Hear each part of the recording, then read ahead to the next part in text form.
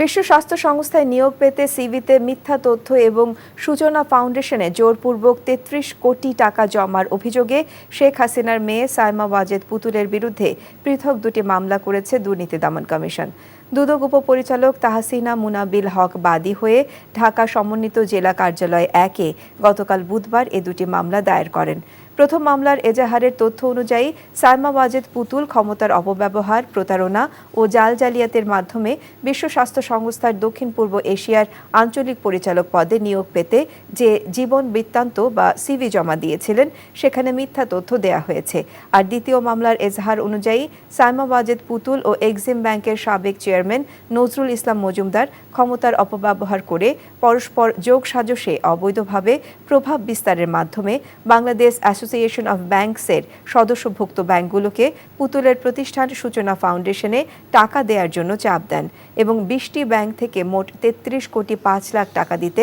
বাধ্য করে।